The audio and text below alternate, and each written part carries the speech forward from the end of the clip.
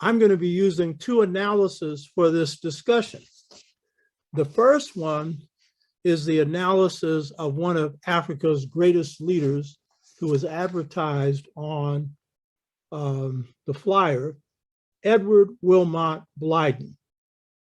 And for any of you that think that I was going to have him on today, that's because you don't know your great people. He died in 1912, but his ideas are as relevant today as when he informed them. Edward Wilmot Blyden. So today I'm going to be drawing from his thoughts and some of my own. His thoughts that come from his most important writing, because among other things, he was a author, and this is a writing that hardly no one has read, African Life and Customs. African Life and Customs. I have the original publication or republication of this book done by Presence African, which was done in the 70s. I think I paid $4 for it.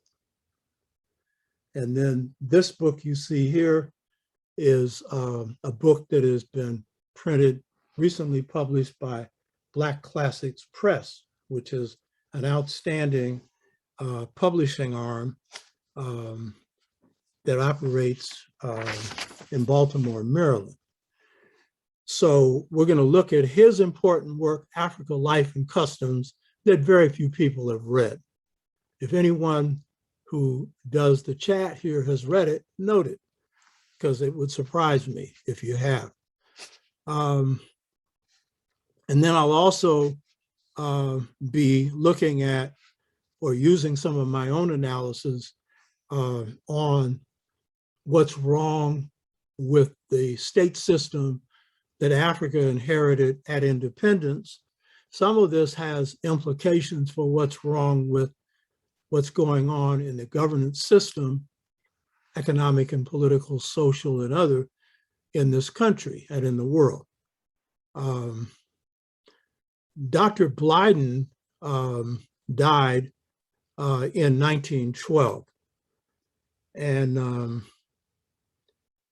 his African Life and Customs was a writing that was insightful for its time and now.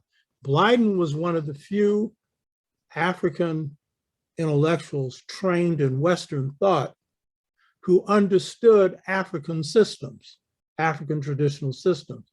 Most of our scholars, and the best was Martin R. Delany, and Blyden and Delany was a 19th century Black nationalist. So I pointed out in a previous show, he formulated the slogan, Africa for the Africans, and then Garvey added, for those at home and those abroad.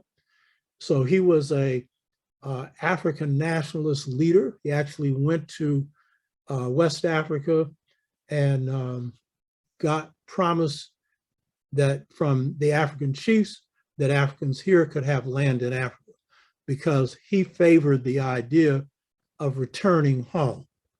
That was Martin R. Delany for a good part of his life. He became a doctor and was the highest ranking Black person in the Civil War, a major in the Civil War, commissioned by Lincoln himself. So he was a great thinker, Martin R. Delany, but he didn't have the knowledge of traditional African culture that Blyden had. Garvey didn't either, even though Garvey had read this book, African Life and Customs. How do I know that?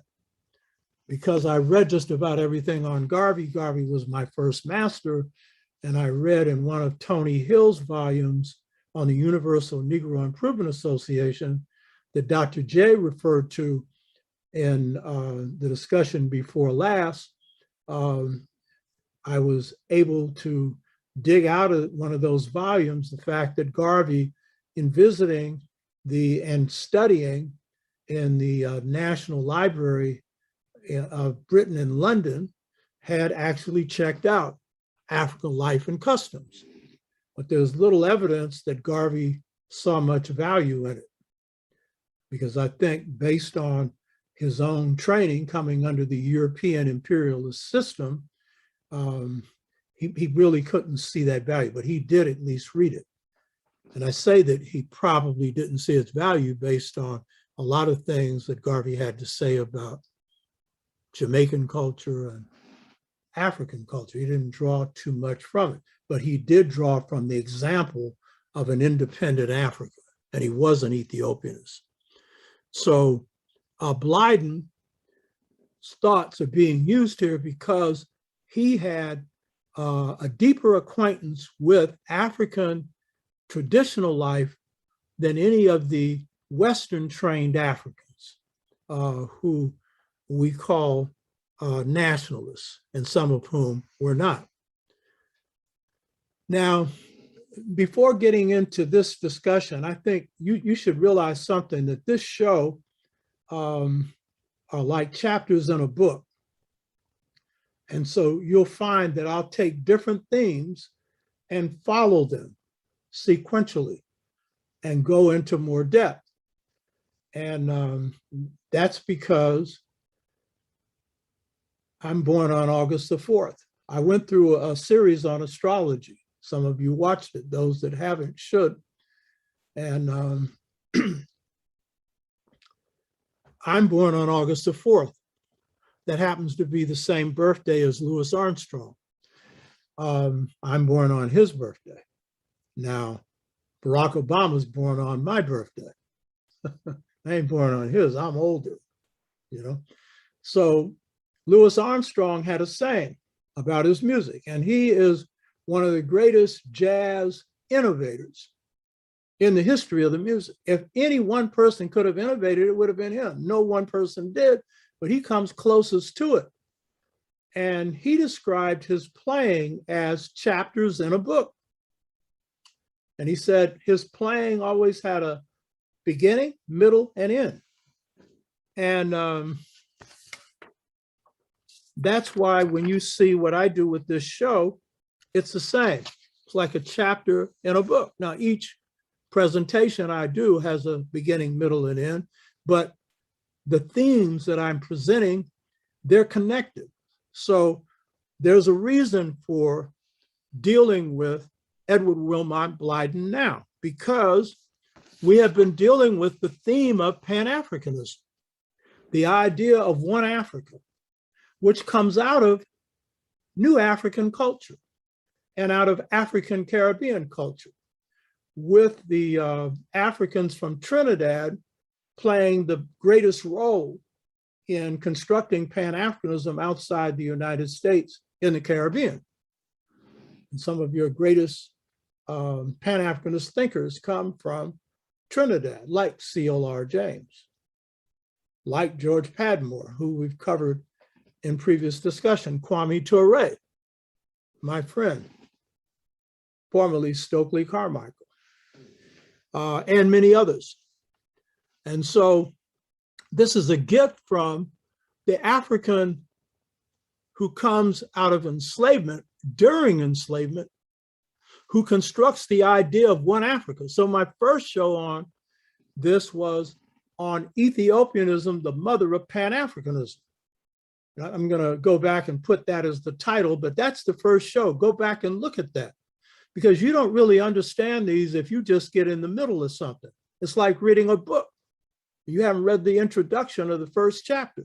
You know what I mean? So Ethiopianism, the mother of Pan-Africanism, was showing how Ethiopianism, this passage in the Bible, princes shall come out of Egypt, Ethiopia shall stretch forth his hand unto God, was this idea that Africans drew from, and most of them were not Christians, who drew from this idea in the United States and in the Caribbean and in Africa, as Ethiopia symbolizing all of Africa, because Ethiopia was the one truly free nation in Africa, as Haiti was in the Western Hemisphere, and the most beautiful of all. My wife just signed in. My goodness, what an honor. She's Miss Incognito. And I know why she's signing in on this. That's Pamela Hurley right there. The lady that lights my eyes up.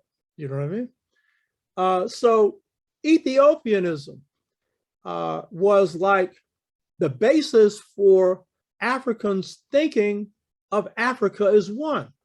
And then we note on that first presentation, it is labeled Pan-Africanism in 1900 at the first Pan-African Congress called by a Trinidadian lawyer, Sylvester Williams, where W.E.B. Du Bois makes his famous statement that the problem of the 20th century is the problem of the color line. So that was the first show. And then we had these discussions, one of which with Dr. Theophil Obenga. And Dr. Theophil Obenga talked about a lot of things. That was one beautiful discussion. That's the heavyweight on dynastic Egypt and the connection of that to the rest of Africa in the world today, bar none. That was beautiful discussion. If you ain't watched that, you haven't watched anything. You know what I mean? And it's the only one that I know in English that's out there with Obenga. And we talked about a lot of things, and one of them was the influence of Pan-Africanism on Obenga's thinking. And he said Pan-Africanism enabled him and many in his generation to think of Africa as a whole. He also said the leaders of the Pan-African movement for him were like gods. And he eventually met Kenneth Kaunda, who became president of Zambia, an honest man, by the way. And he told him, to us, you're like gods. But it was part of what set Dr. Theophil Obenga on his path for the emancipation of the African mind through freeing up African history.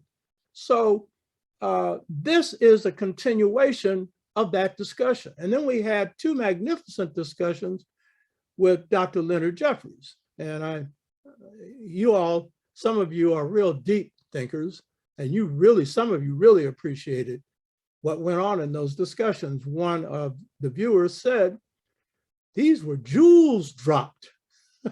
That's a reader. That's somebody that knows something about the history. And because when you see a jewel, if you're not a jeweler, you don't know the difference between glass and a diamond. But if you're a reader, you know Dr. J was dropping some information, ain't in no books. And we did in two shows tracing the development of Pan-Africanism, concentrating heavily on the Fifth Pan-African Congress, but then looking at Julius Nyerere and also looking at Kwame Nkrumah. And one of the things that I noted in discussing Julius Nyerere, which we closed on that discussion, and we were privileged to have Dr. J's wife come into that discussion, Dr. Rosalind Jeffries, who's one sweet, brilliant, beautiful sister. She has an expertise in African and African-American art. And by the way, she's an African-centered Christian. For those of you that think that if you're into Christianity, you're out of it. The Ethiopians themselves are a special brand of Christian, African brand, that precedes a whole lot of Western Christianity. So in talking about Nyerere, I made the point that he made a major move that still needs to be made in Africa, building Africa's economy up at its foundation, which is the foundation of agriculture, through its traditions, its culture, Ujamaa. And in my last presentation, which Brother Lao Tzu gave me the opportunity to speak at a fair in the state of Michigan. And it was on cooperative economics, Ujamaa. So if you didn't watch that show, you should watch it, because it's interesting to me if people aren't interested in economics. And I was using practical examples of what I've done in that, but looking at what it means. And we're going to cover that today in the thoughts of Edward Wilmot Blyden, because he has some ideas coming out of African tradition that apply to us today, that would end poverty today. But a lot of you don't think, I know the people listening here do, but a lot of us don't think our past has any relevance because it's there and the white people are in charge. So you need to imitate them. If you want to be successful in the world, imitate them. Well, look at what imitation has got you. You know, death, brainwashing, you understand? Confusion. Yeah, take some things that you need from them, which they got from us, like some techniques, science and technology. Take that, it's yours anyway, take it back. But don't be taking their value system. Don't be taking their culture. Don't be taking their view of life, because you're not going to prosper under that. And if I don't need to prove that, the facts are before you. So the point I was making with Nyerere was that he had a good program, building the economy from the bottom through agriculture and around African culture. He had great idea, and I discussed the first effort that he made to do that, where the people picked it up. See, nothing succeeds unless the people do it. The movements of the 60s, they only got off the ground because the people got angry, you know? It's only when the people decide to produce change will change happens, you know? The Black Lives Matter movement kicked off and knocked Trump out of the White House because the people got angry over the murder of Black men and Black women. George Floyd, Breonna Taylor, and a host of others. They got tired, and it did Trump in. And if you see the show that I did on Black Power, the Civil War, how we defeated Trump, voted him out of the White House, and prepared him for the jailhouse, I predicted how that would go. And some of you don't even see that as a victory. You've had a lot of victories, but some of you moan. And I know the people listening, you're not among that group. But a lot of our people moan constantly about defeat this, lost that, and you've had victories. And I've never lost a battle. So that's why I'm so healthy. You know, you get healthy when you kick your enemies behind. That's a healthy thing to do. I'm talking institutions. So don't think I'm talking about physical fights. So if you have to defend yourself, do that too. But that ain't the big deal. It's the institutions that oppress you. You know what I mean? So when you have success in life, defeating your oppressor, that's the biggest contribution to freeing your mind so that your behind will follow. You know, that's the biggest contribution. And we've had a lot of victories, but some of us don't know a victory when we see one.